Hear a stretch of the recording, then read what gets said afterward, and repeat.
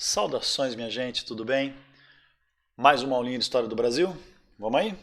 Demorou então.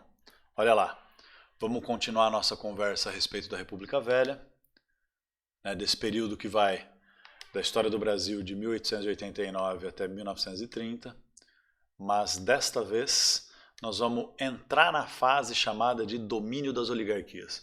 Então nós vamos tentar entender como é que foi o primeiro governo logo após o final da chamada República da Espada, da fase inicial da história republicana do Brasil, em que o Brasil foi governado por dois presidentes militares em sequência.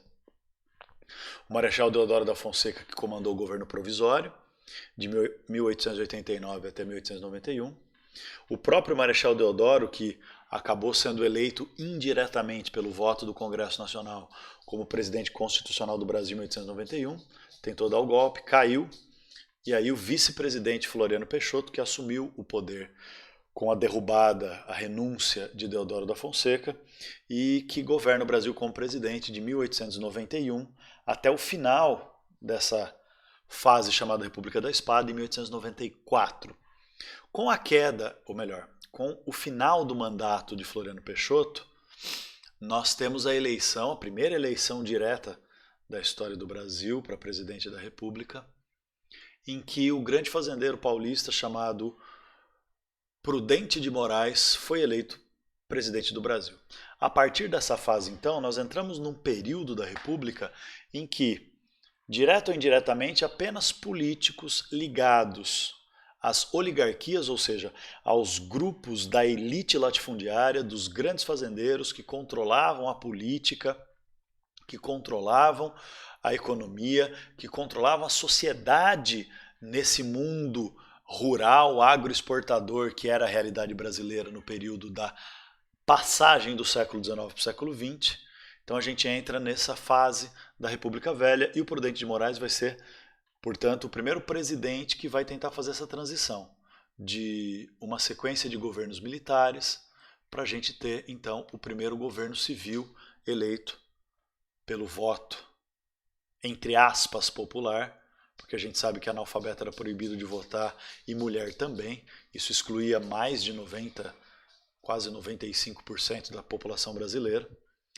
E aí vamos tentar entender então esse governo, né? Antes de entrar no governo Prudente de Moraes, é importante a gente dar uma caracterizada nas fases da República Velha nesse período de domínio das oligarquias, ou seja, de poder concentrado nas mãos das elites latifundiárias. E aí a primeira etapa, então, desse período de dominação oligárquica na política brasileira vai de 1894 a 1909, que é chamado de domínio das oligarquias. Nessa fase, os grandes fazendeiros aqui do Sudeste, os cafeicultores de São Paulo, Minas Gerais principalmente, mas também do Rio de Janeiro, vão controlar a política federal, o governo federal, vão controlar as eleições e vão criar um sistema de aliança entre as oligarquias do Sudeste, os cafeicultores que dominavam a política nacional, e as oligarquias regionais dos outros estados brasileiros, que não tinham força para dominar a política federal, mas que tinham bastante influência a partir dos seus estados e que tinham, né, uma presença forte no poder legislativo, na Câmara de Deputados e no Senado, que é o poder necessário para que qualquer governo consiga, né, o apoio do poder legislativo é necessário para que qualquer governo consiga aprovar as leis que permitirão que esse governo se desenvolva, né, se desenrole. Então esse sistema de alianças estabelecido durante essa primeira etapa vai garantir que as oligarquias dominantes na política nacional sejam as oligarquias do Sudeste ligadas ao café e seus aliados estaduais tenham forte domínio sobre a política nos seus respectivos estados. Quando a gente chega em 1909, o café já está passando por uma crise econômica bastante significativa, uma crise de superprodução com desdobramentos políticos, sociais, além de propriamente econômicos, isso vai levar às primeiras disputas de poder no seio das elites oligárquicas, ou seja, as primeiras divisões importantes dentro dos grupos de grandes fazendeiros, ou seja, várias oligarquias de estados vão deixar de ser aliadas ao domínio do café na política federal. Isso começa a gerar rachaduras no poder oligárquico. Então é a fase apelidada de primeiros abalos do regime oligárquico.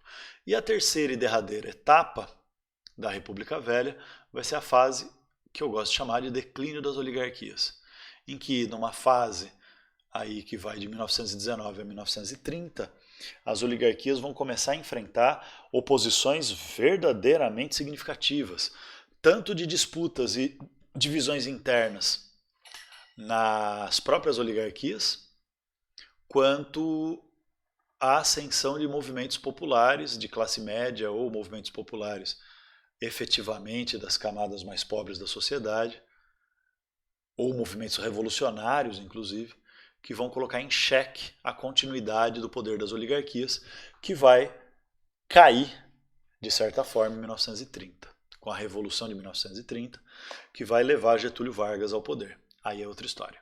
Tá bom? Então vamos começar. Essa fase aí do domínio das oligarquias, é muito comum que se considere que, de certa forma, ela tem semelhanças profundas com a fase do Brasil imperial, na medida em que, dessa vez, num regime republicano, portanto sem imperador, as elites latifundiárias, as elites agrárias, têm grande poder e grande controle, não só sobre a economia e sobre a sociedade, né, a classe trabalhadora que dependia desses grandes fazendeiros para conseguir ter acesso a emprego, a trabalho e a subsistência, mas também do ponto de vista político. Esses grupos oligárquicos vão saber usar de maneira muito eficiente as ferramentas políticas da Constituição de 1891 para não só se manter no poder, mas como para criar um sistema de alianças que vai levar a uma grande estabilidade do domínio dos latifundiários, grandes fazendeiros, apelidados de coronéis nessa fase. E aí então, não é exatamente igual à época do Dom Pedro II e do Segundo Reinado, porque não tem poder moderador, porque não tem um imperador no trono, porque há uma certa disputa política entre dois modelos de Brasil, né, o modelo triunfante da vocação agrícola e o modelo derrotado depois do final do governo Floriano, que é o modelo industrialista, mas a força e a rigidez desse domínio oligárquico vai criar um cenário de uma estabilidade política tão grande que vai praticamente abafar qualquer possibilidade de oposição. E o nosso amigo Prudente de Moraes é o governo que vai criar as condições, né, fazer uma transição dessa fase inicial da República, em que havia de fato uma disputa de poder entre industrialistas e defensores da agroexportação enquanto base da realidade brasileira. O Prudente de Moraes vai ser responsável por fazer uma transição bastante eficiente, de certa forma, para garantir as condições para que se forme uma aliança de domínio dos grandes fazendeiros na política nacional. Então, o que tem de importante no governo Prudente de Moraes? Né? O que tem de importante nessa fase apelidada de transição para o poder civil, que é o título da nossa aula? O que vai ter de realmente importante, em primeiro lugar, é isso aqui: o abandono gradual das medidas e reformas florianistas. Você consegue traduzir isso para mim? Não consegue? Então, é o esforço para fazer com que a política industrialista de Floriano Peixoto seja abandonada. Então, é um esforço para gerar uma valorização da moeda, para diminuir os impostos de importação e permitir a livre entrada dos produtos industrializados ingleses na economia brasileira, um esforço de redirecionar o investimento público para o apoio à agricultura de exportação e, portanto, tentando combater os principais efeitos da crise do encilhamento lá da época do Rui Barbosa e dos efeitos da política industrialista do Floriano Peixoto, especialmente o combate à inflação e a desvalorização da moeda. Então esse é um governo que vai tentar reabrir as portas do Brasil para a inserção brasileira na economia mundial a partir de um ponto de vista subalterno, ou seja, a partir de um ponto de vista de dependência econômica em relação à Inglaterra, principalmente, tanto para exportação dos nossos produtos agrícolas e matérias-primas e recursos naturais, como base da economia novamente, base inquestionável da economia novamente, quanto uma política de abertura comercial para importação de produtos industriais, que vai levar a imensas dificuldades no já capenga processo de desenvolvimento industrial e urbano da sociedade brasileira. Tá bom? O segundo elemento é que o Prudente de Moraes vai ter que desenvolver uma grande habilidade política para construir as bases do domínio das oligarquias, ou seja, vai ter que ser muito competente para superar as disputas e as diferenças de interesses entre as várias oligarquias regionais.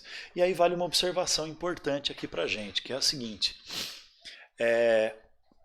No começo da República, ainda não estava muito claro que os grandes fazendeiros como um todo, né, pensando o Brasil como um todo, que eles tinham interesses convergentes. Na verdade, as divergências de interesse político entre as várias oligarquias, e por isso que a gente usa no plural, né, domínio das oligarquias, porque nunca foi, apesar de ser todo mundo grande fazendeiro, essa elite brasileira que predominava na política, na economia e na sociedade, era todo mundo grande fazendeiro, latifundiário, defensor da agroexportação, defensor de que o Brasil não tinha que entrar num processo de industrialização, mas sim manter a sua base econômica da plantation e da agricultura de exportação. Os grandes fazendeiros, eles não tinham, politicamente pelo menos, no início da República, uma consciência dessa convergência. E era muito mais forte as disputas de poder entre as várias oligarquias, apesar de São Paulo, Minas Gerais e Rio de Janeiro, que são as regiões produtoras de café, terem sozinhas, né, só a região sudeste, a capacidade de produzir aproximadamente entre 50% e 60% da renda de exportação da economia brasileira, esse cenário não levava a que São Paulo e Minas Gerais tivessem necessariamente uma liderança incontestável no cenário político. As oligarquias mais tradicionais, mais antigas, né, esses grupos de grandes fazendeiros, latifundiários, que tinham desde o Império profundo enraizamento político dentro do Estado brasileiro e sempre usaram o Estado brasileiro para defender seus interesses, essa galera não queria largar o osso, né? Então as oligarquias tipo da Bahia, Pernambuco, do Pará, do Rio Grande do Sul, meio que tentavam limitar o controle político do Sudeste, de São Paulo, Minas Gerais e Rio de Janeiro, sobre o cenário político dessa nova realidade governamental recém-nascida, desse novo sistema de governo recém-nascido no Brasil, que era a República. Então isso significa que o Prudente de Moraes vai ter que apresentar uma enorme capacidade de articulação política para conseguir ganhar o apoio dessas outras oligarquias que não queriam ver São Paulo e Minas centradas no trono do poder e do governo federal. Que queriam ter, né, um ossinho maior para roer, ou seja, queriam ter uma maior participação no poder político da República. Isso é um impasse que o Prudente de Moraes vai ser responsável por criar condições para superar, né? O Prudente de Moraes não vai conseguir formar uma aliança oligárquica estável. Não vai não. Ele não vai conseguir criar um mecanismo de poder que consiga assentar os interesses das várias oligarquias, que consiga articular as oligarquias num único projeto político. Mas ele minimamente vai conseguir estabelecer uma liderança capaz de eleger seu sucessor, né? Prudente de Moraes vai conseguir politicamente direcionar uma articulação entre as várias oligarquias estaduais para garantir que um cafeicultor paulista fosse eleito como segundo presidente oligarca do Brasil, vai ser o cafeicultor campineiro, ex-ministro da Justiça do governo provisório, o Manuel Ferraz de Campos Sales. Mas ainda no governo Prudente de Moraes, essas oligarquias não vão estabelecer uma aliança duradoura. Uma aliança que tenha realmente capacidade de estabilizar o cenário político. O Campos Sales, sim, vai conseguir fazer isso. Mas só vai conseguir fazer isso por quê? Porque o governo Prudente de Moraes vai ser suficientemente competente para realizar essas duas tarefas iniciais. Tarefa inicial 1, o abandono do industrialismo e a recolocação da agroexportação no centro da cena da política econômica do Estado brasileiro. E segundo, vai conseguir ter habilidade política para acalmar as divergências entre as oligarquias e criar condições mínimas de estabelecimento de algum tipo de acordo que vai ser celebrado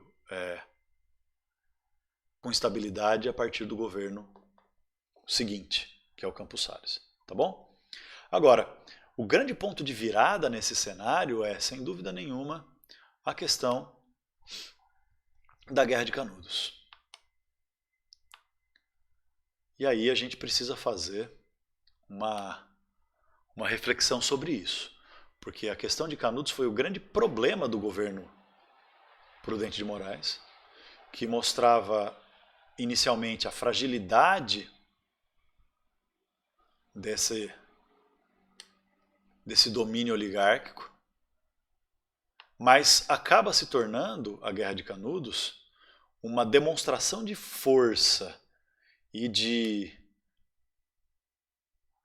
capacidade de opressão política tão grande que acaba colocando como inquestionável a capacidade do governo federal, liderado pelo Café, liderado por São Paulo, de impor-se, né, sobre as divergências entre as oligarquias e também de se impor sobre as resistências estaduais à consolidação do poder do chamado café com leite, que nós vamos estudar na próxima aula, tá bom?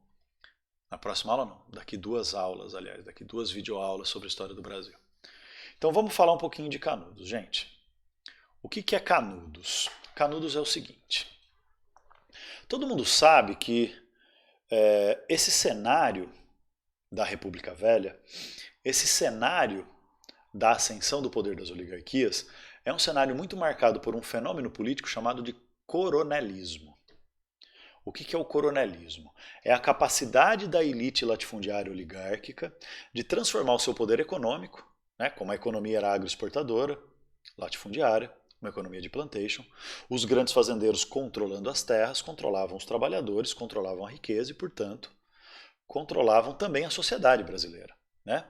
Porque direta ou indiretamente, todo mundo que dependia da economia rural dependia dos grandes fazendeiros.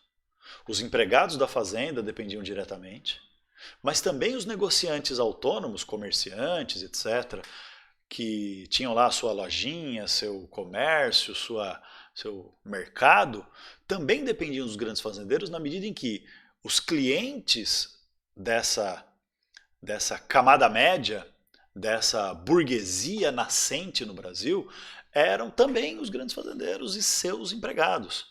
Então, essa camada empresarial da sociedade obrigatoriamente tinha que se submeter à autoridade e ao respeito em relação a esses grandes fazendeiros, porque se essa camada empresarial não se submetesse ao poder dos grandes fazendeiros, os grandes fazendeiros proibiam seus empregados de comprar na loja, comprar no mercado, comprar, enfim, fazer negócio nas cidades e não tinha cliente, né? Não tinha clientela. Então, a dependência direta dos trabalhadores, a dependência indireta dessa camada intermediária de negociantes, comerciantes e profissionais liberais tornava o poder dos grandes fazendeiros uma realidade inquestionável no Brasil. O poder econômico, eles eram o polo de controle da riqueza, porque a riqueza era a agroexportação, quem controla a terra controla as pessoas e controla a riqueza, e também de controle sobre a sociedade, porque a sociedade se torna uma sociedade extremamente patriarcal, porque tudo gira em torno, tudo na economia e tudo nas oportunidades de ascensão social, oportunidades de emprego, oportunidades de subsistência, oportunidades de ascensão social e tudo mais, girava em torno de ter boas relações com o grande fazendeiro, ou com os grandes fazendeiros. Tá bom? Só que a República vai criar um fenômeno que vai permitir que esses grandes fazendeiros transformem esse seu poder econômico e essa sua influência política, essa sua influência social em poder político. E isso é o fenômeno do coronelismo. Quando os grandes fazendeiros, que eram apelidados de coronéis, daí vem o termo coronelismo, os grandes fazendeiros que eram apelidados de coronéis, eles conseguem controlar e direcionar o voto e a vontade dos eleitores nos períodos de decisão política. O nome coronel, né, o apelido coronel, vinha lá da época da regência, se é que você se lembra, quando foi criado um instrumento de poder dos grandes fazendeiros chamada de Guarda Nacional, que era, na prática, a oficialização das milícias. Né? Eram os grandes fazendeiros tendo o direito, o Estado brasileiro garantindo o direito do grande fazendeiro transformar os seus capangas em oficiais e soldados da Guarda Nacional para exercer o poder de repressão e perseguição aos opositores políticos e as ameaças ao poder econômico e social da elite latifundiária no Brasil. Então, a Guarda Nacional permitia que o grande fazendeiro, né, fosse nomeado como um coronel da Guarda Nacional, transformasse seus capangas em força militar local para controlar a sociedade e perseguir seus opositores. A Guarda Nacional acaba sendo desfeita. Né? Na época da República já não tinha mais Guarda Nacional. Mas o costume respeitoso de chamar o grande fazendeiro de coronel como uma autoridade político-militar continuou vigorando. Então as pessoas, os trabalhadores, as camadas médias, continuaram chamando os grandes fazendeiros de coronéis mesmo depois do fim da Guarda Nacional. Então, o coronelismo surge na República como um fenômeno em que, através do voto de cabresto, eu já explico o que isso quer dizer, os grandes fazendeiros conseguiam direcionar o voto dos eleitores e transformar o seu poder econômico e a sua influência sobre a sociedade em voto, em controle político, em eleição do próprio fazendeiro ou de seus aliados políticos para os cargos no município, prefeito, vereadores, etc., mas também para eleger deputados federais, deputados estaduais, senadores, para votar nos candidatos a governador ou a presidente do grupo político do qual aquele coronel, aquele fazendeiro fazia parte. E o voto de cabresto significa o quê? Lembra que eu disse na última videoaula de História do Brasil, em que a gente discutiu a Constituição de 1891, e eu disse que a Constituição definia que o voto era aberto? Pois é, o voto aberto significa que o eleitor tinha que declarar o seu voto. Então, o grande fazendeiro dizia assim para o seu dependente, que era aquela pessoa para quem ele fazia favores, com quem ele tinha negócios, aquelas pessoas que eram empregadas da fazenda, que ele criava um laço de fidelidade e dependência pelo medo, medo dos capangas, medo do castigo, medo do desemprego, medo da violência, medo da ameaça de assassinato, mas também pela fidelidade baseada na lealdade. Porque muitas dessas pessoas, na sua simplicidade, consideravam que o grande fazendeiro que arrumava emprego, que arrumava vaga em escola para os filhos, que arrumava consulta médica em momentos de necessidade, ele era um verdadeiro benfeitor, que deveria ser respeitado e apoiado exatamente por ser um benfeitor, exatamente por ser um patriarca, né? Alguém que usa o seu poder para proteger os seus dependentes, como um pai na família tradicional. E aí, nesse sistema, como o voto era aberto, o coronel virava e falava assim, o fazendeiro virava e falava assim, olha, você vai votar no candidato fulano para vereador.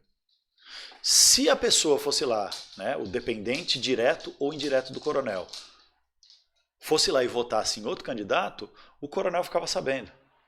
Então o voto de cabresto significa isso, né? Cabresto é aquele mecanismo que permite que o cavaleiro manobre o cavalo, maneje o cavalo, direcione o cavalo. Então é o coronel sendo o cavaleiro do povo, né? Aquele que maneja, que usa o cabresto para direcionar o voto e, portanto, direcionar a formação do poder na República. Então o que acontece? Agora nós vamos para Canudos. O que acontece? Acontece que o povo do sertão do Nordeste, esse episódio da Guerra de Canudos acontece no sertão da Bahia, no interior da Bahia. Esse povo pobre do Nordeste vivia sob as rédeas, né, sob o poder e a violência, e também sobre a dependência e a dominação desses coronéis grandes fazendeiros. Então era um cenário de extrema desigualdade social, falta de direitos, falta de liberdade, violência, opressão, e isso vai gerando uma situação em que as pessoas não suportam mais essa realidade. Aí o que começa a acontecer nesse sertãozão da Bahia, nesse sertão do Nordeste em geral? Começam a surgir figuras de líderes chamados de messiânicos, ou seja, pessoas que usavam um discurso religioso para ganhar apoio das pessoas e criar verdadeiros movimentos religiosos, não diretamente de membros do clero, quer dizer, não eram os padres que faziam isso. Eram pessoas comuns que se diziam beatos, ou seja, se diziam pessoas purificadas pelo poder divino, enviadas de Deus, para libertar o povo do sertão da sua condição de sofrimento. Um desses beatos messiânicos, né, messiânico porque ele tem um discurso religioso de salvação das pessoas pobres, o messianismo é isso, essa ideia de libertação pela via da crença, do fanatismo e da fidelidade religiosa. Um desses caras era um tiozinho apelidado de Antônio Conselheiro. O nome dele era Antônio Maciel, e ele era conhecido como Antônio Conselheiro porque ele literalmente viajava no sertão nordestino, aconselhando as comunidades pobres, excluídas e marginalizadas a, sei lá, ser capaz de combater a desnutrição, de combater doenças infecto-contagiosas, de combater, enfim, mortalidade infantil, de cavar um poço, de fazer melhorias nas técnicas de produção agrícola e tal, junto com um discurso messiânico religioso de libertação, de salvação, de ser um enviado de Deus para o povo do sertão ter um alívio no seu sofrimento. E o Antônio Conselheiro começa a formar um grupo grande de seguidores, que acabam se fixando numa região próximo a um riozinho chamado Rio Vaza Barris, que era um rio intermitente, né? Ele aparecia em época de cheia e sumia na época de seca, né? Aparecia na época da chuva, sumia na época da seca. Numa fazenda desativada ali, eles se fixam naquela região, no interior da Bahia, e fundam um povoado chamado de Belo Monte. O apelido que a população daquela região dava para o local era a região de Canudos. Então, Arraial ou Vilarejo de Belo Monte era o nome oficial que os sertanejos deram, né, os seguidores de Antônio Conselheiro deram para seu vilarejo. Né? Mas a população de fora de Belo Monte conhecia mais como Arraial de Canudos. E a galera se fixa ali e cria um sistema de organização comunitário e igualitário. Tinha o Antônio Conselheiro e tinha as pessoas trabalhando a terra e doando o excedente da produção para que o Antônio Conselheiro meio que gerenciasse um programa e uma realidade de assistência aos mais pobres, aos órfãos, às pessoas que tinham dificuldade dentro da comunidade. Então a galera vai construir uma igreja para que o conselheiro seja o líder espiritual da comunidade, vai construir suas moradias, vai passar a cultivar a terra e vai criar um sistema de cooperação econômica e de comunitarismo. O que começa a incomodar pra caramba os coronéis e os grandes fazendeiros da região. Né? Por isso que eu digo aqui que Canudos é o grande problema da República Velha na época do Prudente de Moraes. E essa experiência de Canudos, que tinha esse caráter comunitário, igualitário, de no sentido mesmo de comunidade, de pertencimento, de apoio, de ajuda mútua, acaba atraindo muita gente e começa a virar efetivamente uma pedra no sapato do sistema do coronelismo, porque Canudos revela com clareza brutal que a capacidade popular de auto-organização é capaz de superar os limites e a miséria imposta por esse regime oligárquico, por esse regime de uma economia agroexportadora que contraria as possibilidades de solidariedade popular. Então, quer dizer, o povo está se virando, o povo está criando soluções. E aí o que acontece? Ao mesmo tempo, Canudos também era uma contradição ambulante, né? Porque veja, se do ponto de vista econômico e social, Canudos representava uma espécie de alternativa auto-organizada do povo do sertão, que contrariava os interesses do sistema econômico e da realidade social do coronelismo e da agroexportação, do ponto de vista cultural e político, Canudos era a reafirmação do que havia de mais conservador na sociedade da época. Por quê? Porque o Antônio Conselheiro baseava todo o seu discurso numa ideia religiosa, moralista, conservadora e de um fanatismo religioso, chegando ao ponto de dizer que a monarquia é que era uma época boa, porque na monarquia havia respeito à religião, porque igreja e Estado eram interligados, entrelaçados. O catolicismo era a religião oficial do Brasil e o imperador tinha poderes religiosos, mostrando profunda comunhão entre política e religião, entre governo e Deus. E a República, segundo o Conselheiro, que veio para instituir o Estado laico, né, o Estado que não tem religião oficial e que garante a liberdade, inclusive para outras religiões, que a República era a besta fera, né, era a encarnação do mal, do capeta mesmo, que veio para tirar a fé católica verdadeira do coração do povo. Né? E aí você junta isso com o fato de nada ter mudado da estrutura da realidade brasileira com a República, a não ser o povo sentir um pouco mais na pele a cobrança de impostos e a repressão, esse discurso do Antônio Conselheiro, que é ao mesmo tempo antissistema do ponto de vista econômico e social, de uma noção comunitária que não depende do coronelismo, mas que é completamente conservador do ponto de vista cultural e político, na medida em que defende a monarquia e defende a religião como elemento fundamental da vida do povo, isso é um fenômeno absolutamente fora de controle. E por isso é que os grandes fazendeiros da Bahia e o governo da Bahia vão ficar tão incomodados com esse fenômeno. E vão começar a tentar reprimir o movimento. Né? Que não era uma guerra, né? Não era uma revolta. Canudos não é uma revolta.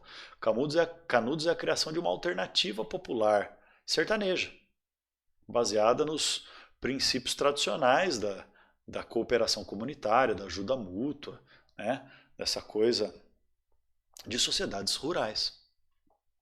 Enfim, o fato é que houve 4 expedições militares para destruir Canudos. As 2 primeiras nem conseguiram chegar em Canudos. A terceira chegou e causou um estrago muito grande, mas foi repelida. Os canudenses expulsaram. A última expedição foram milhares de soldados do exército brasileiro de várias regiões do Brasil, sob o comando de militares experientíssimos, com metralhadora, com avião para bombardear, e não sobrou pedra sobre pedra. Canudos foi destruída.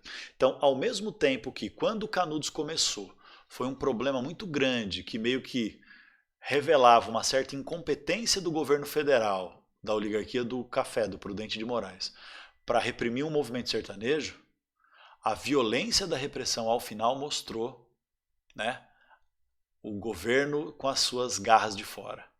Mostrou o que acontece com quem se coloca no caminho dessa imposição de um poder coronelista, oligárquico e comandado, encabeçado pelas elites mais poderosas do Brasil, que eram as elites cafeicultoras do Sudeste.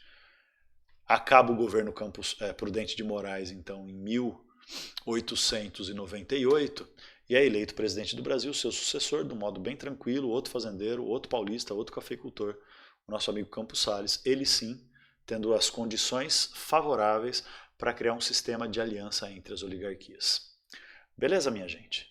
Espero ter conseguido ser bastante claro com vocês e a gente volta brevemente com a videoaula para discutir mais aspectos da República Velha. Um abraço.